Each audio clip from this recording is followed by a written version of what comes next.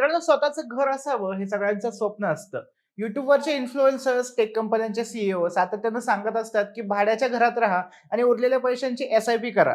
पण स्वतःच्या मालकीच्या घरात जी सुरक्षितता मिळते, जो कम्फर्ट मिळतो आणि जी मानसिक शांती मिळते, त्याची तुलना कशाशीच होऊ शकत नाही. पण स्वतःचं घर घ्यायचं झालं तर सगळ्यात मोठा प्रश्न असतो पैशांचा. चांगली सेफ नोकरी असलेली लोकही घर घेण्याचा विचार करण्याआधी पैशांची जुळवाजुळव कशी करायची याचा विचार करतात. ज्यांना नुकतीच दुसऱ्या शहरात नोकरी लागली आहे किंवा ज्यांचं नुकतंच लग्न झालंय त्यांचा तर वेगळाच विषय आहे. नवीन नोकरी असल्यामुळे खिशात सेव्हिंग नसते, पण भाड्याच्या घरात किती दिवस राहणार? बरं, लग्न झालं असेल तर लग्नात खर्च झालेला असतो आणि सेव्हिंग संपलेली असते. मग अशा वेळी घर घेण्यासाठी काय जुगाड लावायचा? तेच मी या व्हिडिओमध्ये सांगणार आहे. पण व्हिडिओला सुरुवात करण्यापूर्वी तुम्ही जर नवीन असाल तर चॅनलला सबस्क्राईब करा. नमस्कार, मी सुदेश आणि तुम्हाला तर माहिती आहे आपला विषयच भारी. ओके, तर खिशात एकही रुपया नसताना घर कसं घ्यायचं हा आपला आजचा विषय आहे. पण याचा अर्थ असा नाही की तुम्हाला फुकट घर मिळेल.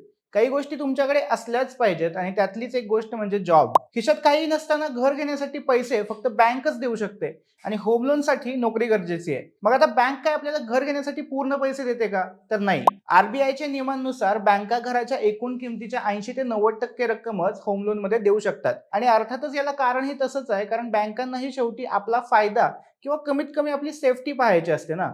बरं, किती टक्के होम लोन मिळणार हे घरांच्या किमतीवरही अवलंबून असतं. म्हणजे 30 लाखांपेक्षा कमी किमतीचं घर असेल तर काही बँका 90% कर्ज देऊ शकतात. पण 30 ते 75 लाखांच्या दरम्यान घराची किंमत असेल तर 80% कर्ज मिळू शकतं. आता समजा तुम्ही जे घर घेणार आहे ते 50 लाख रुपयांचं आहे, तर बँक त्यावर 80% म्हणजे 40 लाखांपर्यंत कर्ज देऊ शकते. बरं, केवळ घरांची किंमतच नाही तर तुमचा सिबिल स्कोअरही हे ठरवतो की तुम्हाला किती कर्ज मिळू शकेल.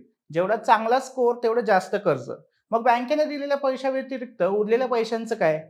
तर ते असतं तुमचं डाउन पेमेंट, जे तुम्हाला स्वतःच्या सेव्हिंगमधून भरावं लागतं. पण आपल्या व्हिडिओचा मेन विषयच हा आहे की डाउन पेमेंट करण्यासाठी खिशात पैसे नसतील तर काय करायचं? तर आता डाउन पेमेंटच्या पैशांचं नियोजन करण्यासाठी तुम्हाला काही जुगाड करावे लागतील. यातला पहिला जुगाड म्हणजे आणखीन एक कर्ज, म्हणजेच पर्सनल लोन. बरेच लोक काय करतात की होम लोन सोबत एक पर्सनल लोन घेतात. पर्सनल लोनचे पैसे तुम्ही कशासाठी वापरताय हे बँक तुम्हाला विचारत नाही. त्यामुळे हे पैसे तुम्ही डाउन पेमेंटसाठी नक्कीच वापरू शकता. पण यात एकच गोष्ट वाईट आहे, ती म्हणजे पर्सनल लोनचा व्याजदर. होम लोन तुम्हाला साधारणपणे 8 ते 8.5% मिळून जातं. पण पर्सनल लोनचा व्याजदर हा 13, 15 आणि कधी-कधी त्याहूनही जास्त असू शकतो. त्यामुळे आत्ता पैसे मिळाले तरी भविष्यात त्याची परतफेड करताना जास्त पैसे भरावे लागतात. दुसरा एक जुगाड म्हणजे गोल्ड लोन. तुमच्या घरात जर सोनं असेल तर ते तारण ठेवून तुम्ही डाउन पेमेंटसाठी रक्कम उभी करू शकता. गोल्ड लोनचा व्याजदर हा पर्सनल लोनपेक्षा नक्कीच कमी असतो आणि कर्जाची परतफेड झाल्यानंतर तुम्हाला तुमचे दागिनेही परत मिळतात. So basically win win situation होते. सोनं गहाण ठेवायचं नसेल किंवा घरात तसा बॅकअप नसेल तर तुमच्याकडे आणखी एक पर्याय आहे. तुमच्याकडे जर एल-आय-सी पॉलिसी, पी-पी-एफ किंवा म्युच्युअल फंड्स असतील तर त्यांच्या अगेन्स्ट देखील तुम्हाला कर्ज मिळू शकतं. डाउन पेमेंटची रक्कम उभी करण्यासाठी हा देखील एक चांगला पर्याय आहे. आता हे सगळंच शक्य नसेल तर आणखीन एक ऑप्शन आहे. सध्या कितीतरी मोठ्या कंपन्या आपल्या कर्मचाऱ्यांना एम्प्लॉयर लोन देतात. हे कर्ज एकतर बिनव्याजी असू शकतं किंवा कमी व्याजाने मिळतं. यातूनही तुम्ही डाउन पेमेंटसाठी रक्कम उभी करू शकता. आता यातलं काहीच नाही जमलं किंवा मग या सगळ्या गोष्टी ट्राय करूनही म्हणावी तेवढी रक्कम गोळा होत नसेल, तर आणखीन एक पर्याय आहे, तो म्हणजे बिल्डर्सच्या scheme. Diwali, new year, Gudi Padwa अशा काही ओकेजन्सला कितीतरी बिल्डर्स हे ऑफर्स देतात. ₹1 भरून घर बुक करा किंवा 0 डाउन पेमेंट अशा टाईपच्या या ऑफर्स असतात. आता अशा स्कीममध्ये घर घेण्याचा हाच फायदा होतो की 0 डाउन पेमेंटमध्ये तुम्हाला घर मिळून जातं. पण बऱ्याच वेळा या स्कीम्ससाठी बिल्डरनी घरांच्या किमती ह्या फुगवून सांगितलेल्या असतात. म्हणजे समजा एखाद्या घराची ॲक्चुअल किंमत 40 लाख रुपये आहे, तर बिल्डर बँकांसोबत डील करून ती ऑन पेपर 50 लाख दाखवतात. तुम्ही त्यांनी सांगितलेल्या बँकेत कर्जासाठी अर्ज करता, सगळे डॉक्युमेंट्स बरोबर असतील तर तुम्हाला 40 लाखांपर्यंत होम लोन मिळतं. म्हणजे बिल्डर अल्टिमेटली 40लाच घर विकतो. यात त्यांचं नुकसान होत नाही. आता याबद्दल सांगताना कितीतरी युट्यूबर्स याला बिल्डर्सचा ट्रॅप म्हणतात. पण मुद्दा असा आहे की तुमच्याकडे डाउन पेमेंटसाठी पैसेच नसताना पर्सनल लोन वगैरे काढलं तर त्याला जास्त व्याजदर भरावा लागणार.